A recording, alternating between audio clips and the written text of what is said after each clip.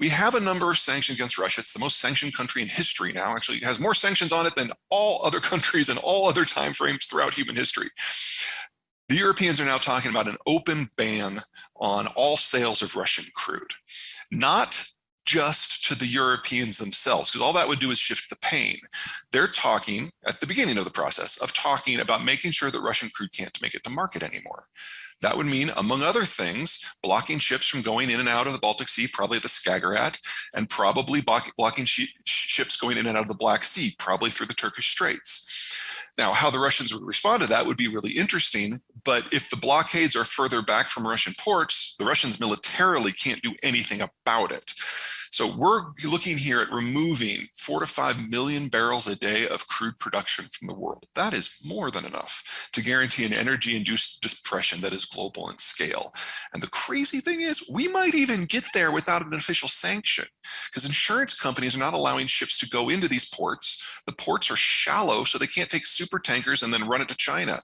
So either you get this daisy chain of dozens of mid-sized vessels that are going to be loading onto a super tanker in sight of a NATO port and expecting that NATO is not going to do anything about it, or they just close the strait altogether. One way or another, we are headed for a very interesting year.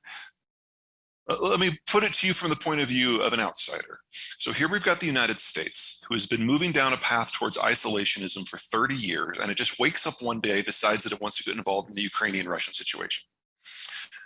It's been removing troops from the Middle East. It's been removing troops from Asia. It's been removing troops from Europe. When Biden was elected, we were at the low point for international involvement since Reconstruction. We had fewer troops stationed abroad since Reconstruction.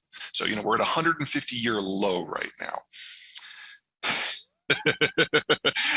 And now we're telling people that they can't use the dollar or any currency. Everyone who thought that the American retreat was going to give rise to a multipolar world in which the United States had minimal power really hadn't been paying attention to how the world works. To have a global currency, the first thing you have to be sure of is that the country that issues the currency has to really not care about what happens with it every single day.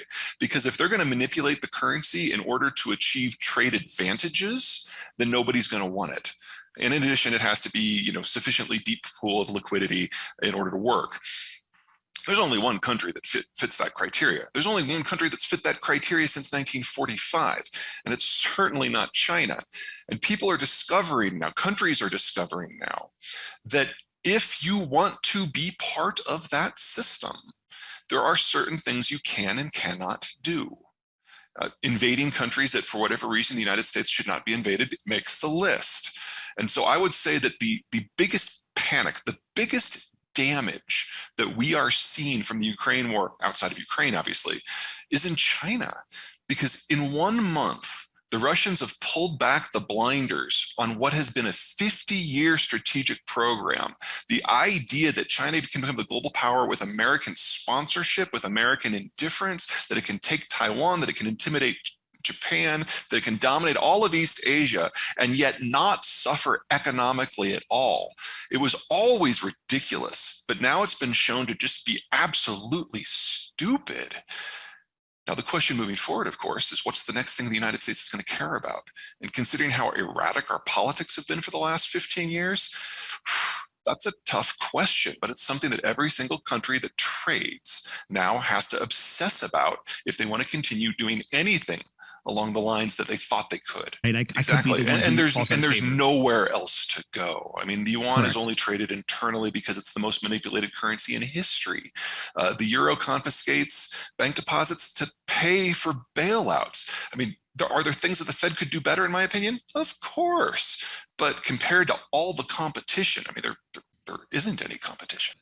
Sure. Now, I'm not a financial analyst, so I'm going to put that out there at the beginning as a caveat. I am going to throw some numbers out there where I think this is going to go based on supply mechanics, but take it with a grain of salt. Okay, so Russia is the world's second largest oil exporter, and it exports via 4 main routes: one to China, one to the Baltic Sea, one to the Black Sea, and then via pipe to Europe. What's going on right now because of the Ukraine war is that the pipes that go to Europe are going to be disrupted either by the war itself or because Ukrainian partisans are targeting Russian income flows. One way or another, those pipes aren't surviving this year. The stuff that goes to the Black Sea is in a war zone. So insurance companies will not give the indemnification that is necessary for vessels to operate in that area. So the only way a ship can go and dock at Novorossiysk right now is if a country gives it sovereign indemnification and takes all the risk. Some of that is happening with the Chinese. It might be happening with the Indians. That's a little touch you can go. They're still under negotiation. Primorsk, that's the Baltic port, so right next to St. Petersburg. That is not in a war zone. So you can get insurance to go to Primorsk.